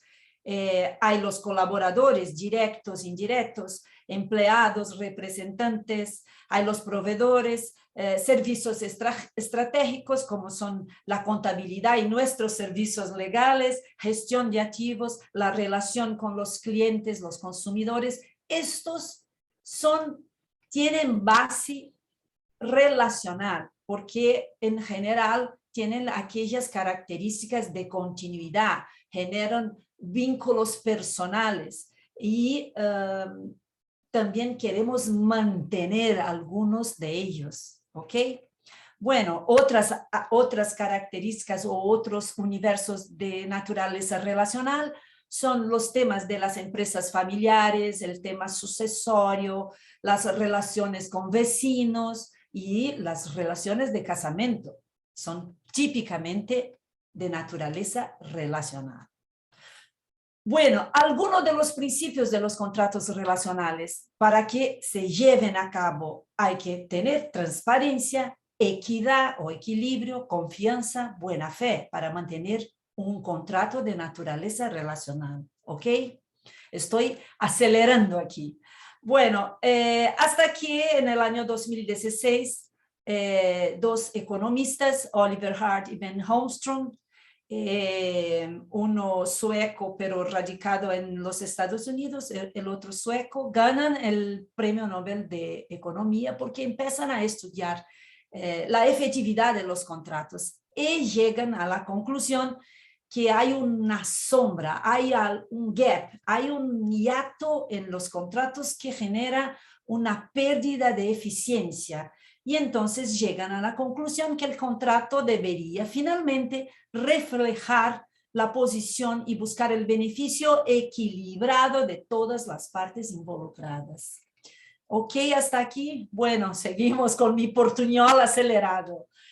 Entonces, estos hombres empiezan a tratar, y otros estudios, de la racionalidad de los contratos y llegan a la conclusión que existe en el modelo tradicional este contrato psicológico que todavía no tiene valor legal, pero es justamente el contrato psicológico lo que va a activar positiva o negativamente la relación que forma la base del contrato. Y por lo tanto, ellos llegan a tratar el tema del contrato relacional con tres racionalidades. ¿Cuáles son? La racionalidad económica, la racionalidad obligacional, que es la situación binaria que conocemos nosotros muy bien en la teoría clásica, pero pasan a tratar la tercera racionalidad, que es la racionalidad psicológica. Y que llegan a la conclusión que este contrato psicológico debe formar parte escrita del contrato. Algunos, como un doctrinador inglés, Collins, hace esta comparación de que el contrato binario del tema económico y obligacional son los prótons y los neutros, están en el núcleo. Y el contrato psicológico es el electrón que va a activar positivamente el contrato en sus otras racionalidades. Bueno, ¿por qué formalizar el contrato psicológico? Para promover la confianza y la colaboración, porque es muy útil para relaciones complejas y múltiples donde los proyectos de escenario son imposibles, porque ellos llegan a la conclusión que una relación prolongada genera menos costes do que fragmentar o cambiar de parceiros, de partners. La formalización psicológica también evitaría sombras en el contrato cuando, por ejemplo, una de las partes deja súbitamente de cooperar porque no alcanza sus expectativas. Y el contrato debe ser una fuente de impedimentos a comportamientos contraproductivos. O sea, hay que mantener el contrato, hay que prolongar las relaciones, especialmente porque hoy en día, como empecé hablando, estamos con muchas dificultades. El tema, por ejemplo, del desempleo va a atingir niveles muy preocupantes. Entonces, generar sinergia, generar negocios, generar posibilidades económicas es algo que debe ser protegido, debe ser prolongado. Esta es la lógica que estamos viviendo hoy en día. Entonces, por eso el tema de los contratos relacionales llega con esta versión más flexible, con la posibilidad de insertar en el ambiente contractual el tema que antes estaba apartado. Bueno, esto también genera el esfuerzo de escribir la buena fe, no suplantar la noción de subjetividad que se refleja en el comportamiento de las partes contratantes. La buena fe no solo se puede asumir, debe ser parte del compromiso escrito. No voy a presumir que estoy contratando con Margie, por ejemplo, de buena fe. Hay que escribir mi buena fe, mi compromiso moral psicológico, pero por escrito, con valor, por tanto, jurídico. Las ventajas psicológicas, según los estudios, generan ventajas económicas y sociales. Pero el primer paso, punto número 1, la reflexión. Sí, porque esto es el empezar. Y después, conocer a la otra parte, conocer el partner. Yo tengo que saber con quién voy a establecer una relación. Y voy a descubrir y alinear los valores, necesidades y expectativas de todos estos participantes, de todas las partes que están participando de este contrato relacional. Tengo que encontrar el nosotros, no mi propio interés en contra el interés de la otra parte. Hay que encontrar el punto de convergencia y entonces es importante la construcción de un conjunto de principios comunes y colaborativos. ¿Ok? Hay que estar abierto a generar y crear un sistema de gobernanza y gestión común para practicar la transparencia. No hace falta tratar, voy a ser transparente. ¿Cómo voy a ser transparente? Eso debe estar por escrito y para mantener naturalmente la alineación. Bueno, el tema de los contratos resilientes, como estaba en el título de mi presentación. Resiliencia es flexibilidad, es saber trabajar con riesgos y conflictos impredecibles y futuros, es tener la certeza de la incertidumbre. Hubo un tiempo en Brasil, por ejemplo, que teníamos montones, miles de juicios proponiendo revisiones contractuales. Bueno, vamos a escribir nuestra forma de revisión. Vamos a establecer nuestras reglas flexibles. Eso podemos generar nosotros. Y puso en la presentación una frase atribuida a Darwin. No es la especie más fuerte la que sobrevive, ni la más inteligente, sino la que mejor responde al cambio. Bueno, hemos que organizar también nuestro propio sistema de contención de impacto de una resolución, de una terminación y de prevención y resolución de conflictos. Algunos llaman de cláusula de armonía o pacto de paz. Otros de sistema de prevención de conflictos, que no basta, y ahí, ojo, no es escribir una cláusula de mediación, no es eso, es generar en la relación un sistema propio para la prevención de comunicación y prevención de los conflictos, porque los conflictos van a existir, es parte de cualquier relación. No vamos a acabar con los conflictos porque es parte de la naturaleza humana. ¿Ok? Bueno, a ver si mi portuñol está rápido demás, después hagan las críticas. Temas importantes cuando vamos a empezar una relación. ¿Existe una relación de interdependencia o potencial interdependencia? ¿Cuál es el nivel de integración con el parcero que tengo yo? ¿Hay otros actores o otros parceros con los que podría mantener relaciones semejantes con mayores ventajas? ¿El producto o servicio del otro es único o hay una función personalizada? ¿Qué diferencias esta relación de las otras? ¿Puede la ruptura generar repercusiones personales, sociales y de mercados negativas?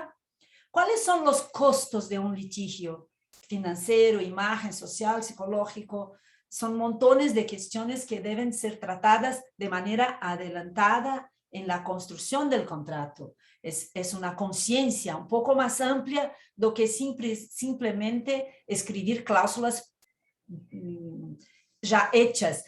Puedes buscar en el Google, pero yo creo que no estarán adaptadas a esta realidad.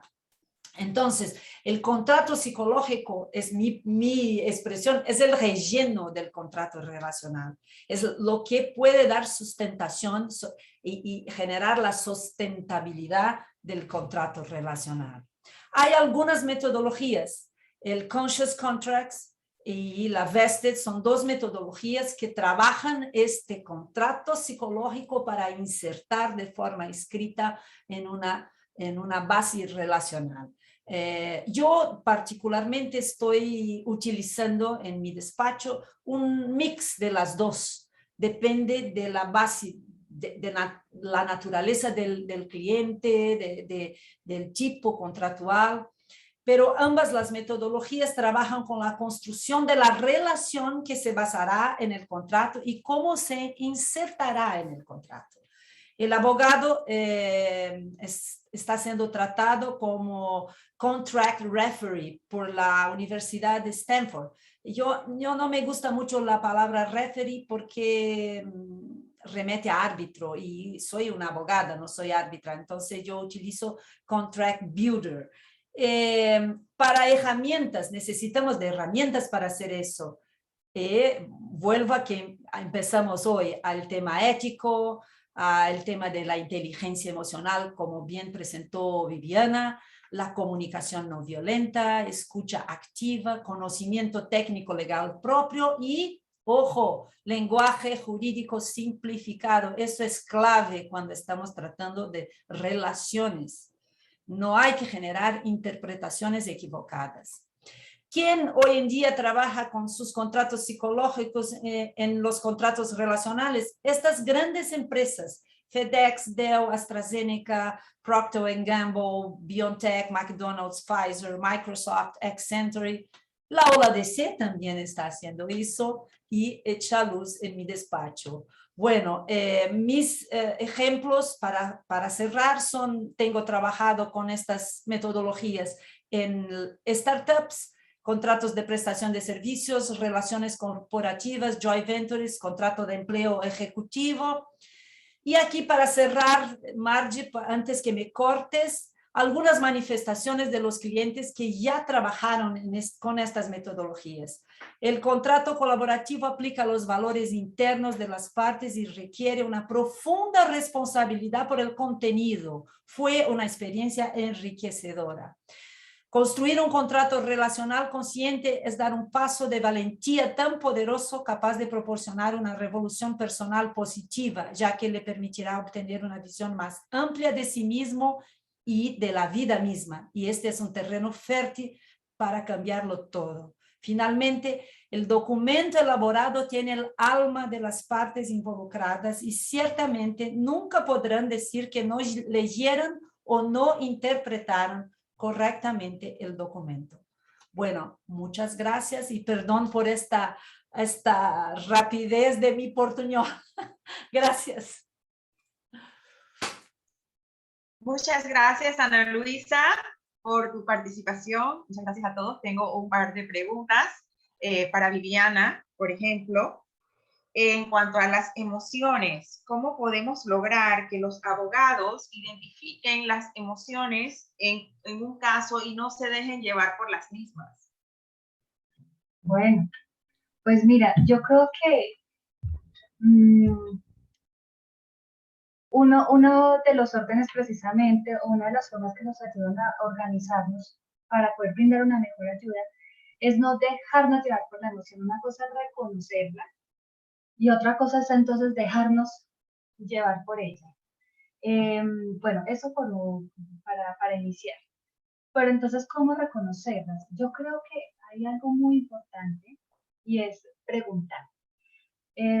Fijémonos que muchas veces cuando nos plantean, bueno, ya sea como jueces o estamos en el despacho privado, nos cuentan una situación. Nosotros no nos podemos contentar con eso que nos dicen, no, hay que estar atento, escuchar muy bien, observar muy bien la persona y ahondar con preguntas. O sea, ¿cómo saber qué emociones hay detrás de ese conflicto? Pues diría para la persona pues que está preguntando, precisamente preguntar.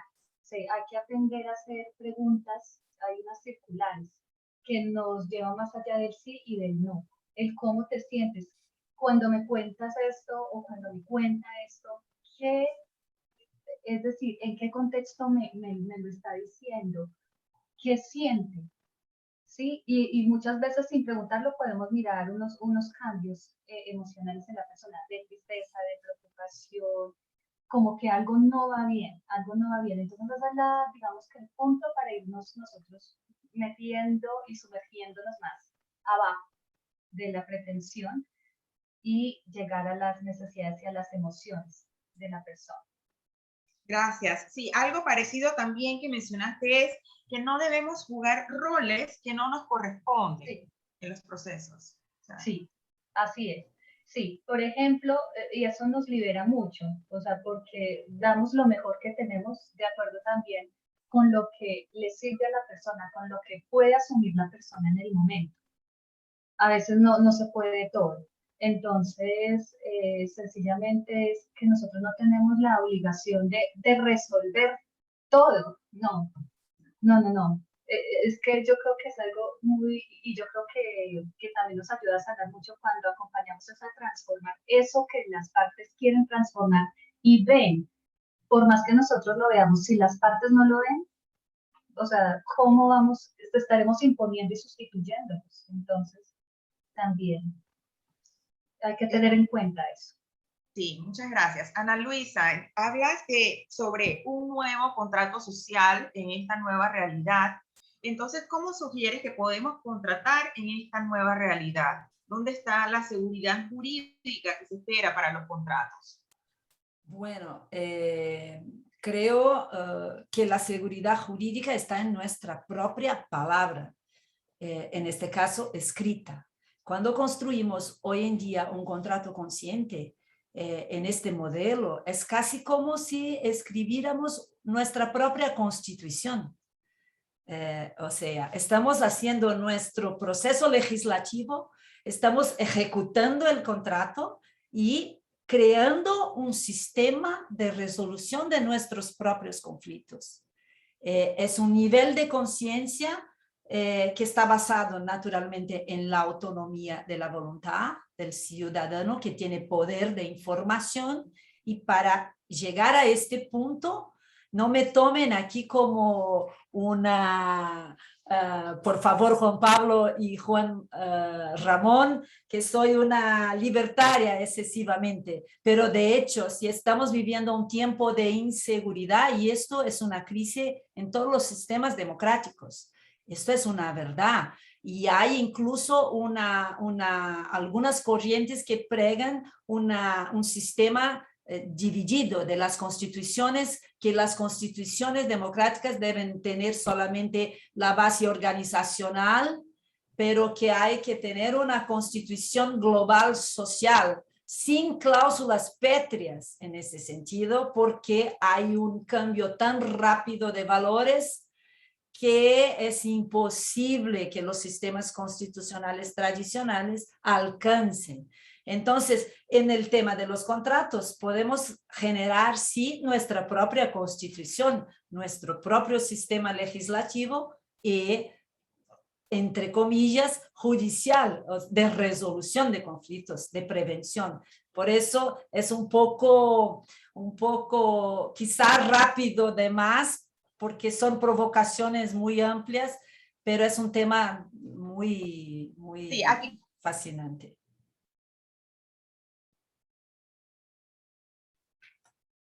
No sé. Parece que ahora es Ana la que tuvo problemas. Yo creo que nos estamos turnando. Bien, aquí hay una última pregunta. Rodolfo Gallero nos dice si pueden dar ejemplos de cláusulas básicas o simples de de lo que sería una cláusula de un contrato relacional o psicológico y que no sea jurídico. Voy a tomar un ejemplo entonces, a ver si consigo trasladar al castellano un segundo para responder la pregunta, que es muy buena. Es que no sea jurídico. Cuando está escrito pasa a ser jurídico. Esa es una cuestión. Es que tiene un carácter relacional, pero cuando escribes en un contrato tiene valor jurídico. Entonces, la forma, un segundo que voy a intentar decir una declaración de propósitos que fue trabajada hace poco tiempo y que en la cual los clientes no querían, en este caso, pelear, no querían por todas las maneras pelear. Entonces ellos declararon como uno de sus propósitos que, que voy a intentar, declaran que este contrato fue construido a partir de un proceso de conocimiento recíproco, tanto de orden personal cuanto profesional.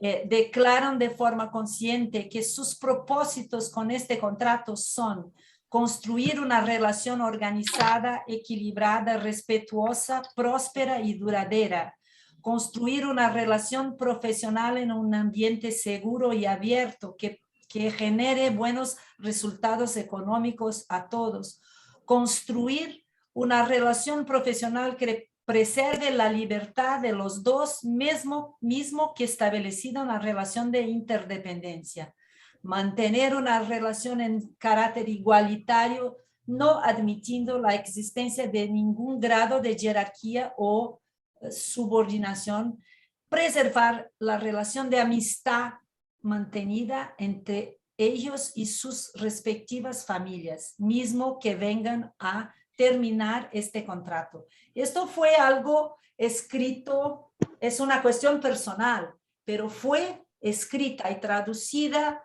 en conjunto por las partes que estaban contratando. Esto fue una declaración de propósitos. Es un ejemplo. Muchas gracias, Ana Luisa. Ahora para Juan Pablo y Juan Ramón, resumiendo, ¿cuáles serían las mejores herramientas para un mejor derecho colaborativo y una justicia distributiva? Bueno, gracias. A mi juicio, creo que, digamos, por lo menos cuando yo me formé de abogado, que no tampoco fue hace tanto, hemos estado, digamos, incorporando en las facultades herramientas nuevas, digamos.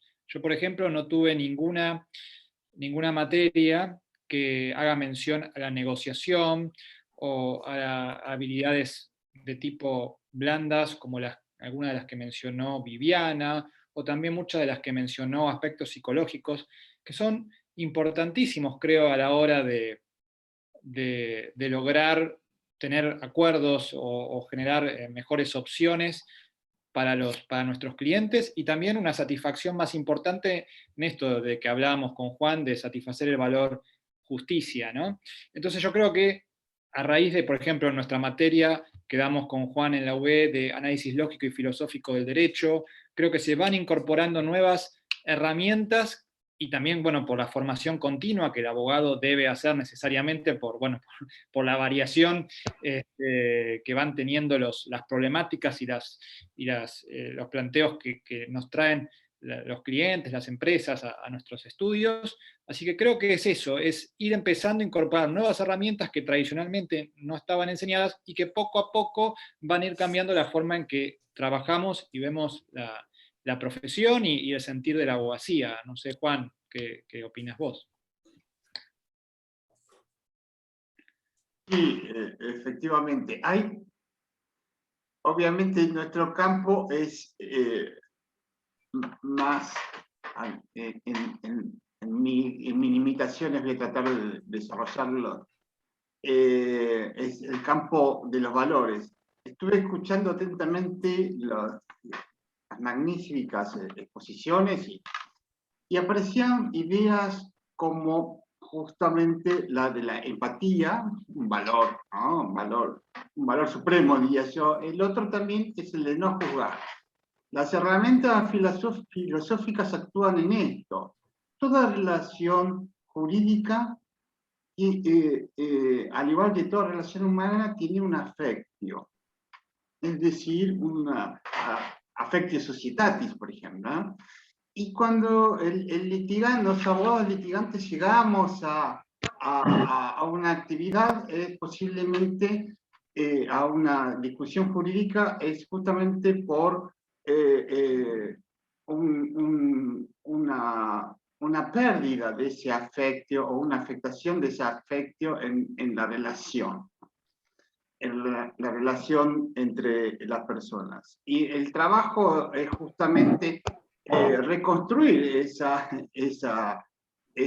división o esa afectio dañada.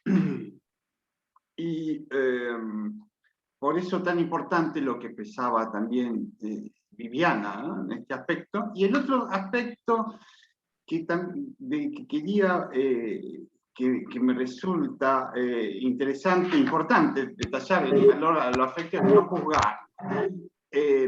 Esto justamente, bueno, desde los mandamientos, ¿no?, que justamente las leyes de la misericordia cristiana están justamente en no juzgar y perdonar, son herramientas que acá se reflotan en lo que es la mediación y justamente en esta tarea de buscar el consenso. Y la otra filosófica también que aparece en los relatos de las colegas, que es el de buscar lugares comunes. Esto es la tópica aristotélica, de buscar lugares comunes en este consenso, y justamente ayuda a reconstruir esa afectio o ese afecto dañado. Perdón por estas expresiones que parecen banales, pero con una carga muy importante de valoración. Y justamente para esta reconstrucción, digamos, y para las futuras construcciones, las contractuales, justamente está este diálogo que en un modo más desarrollado desde el punto de vista jurídico se traduce en la argumentación. Que no solamente la argumentación está en el plano de la contienda, está también esta argumentación en la descripción de las posibilidades de acuerdo, contrato o conciliación. Perdón por mi extensión. Pero... muchas gracias por la respuesta, y ahora le doy el pase a Margie. Gracias a todos por participar. Excelente. Margie, el micrófono es tuyo. Muchas gracias, Ana Elena, y muchas gracias por la moderación, ¿verdad? Yo creo que he aprendido muchísimo.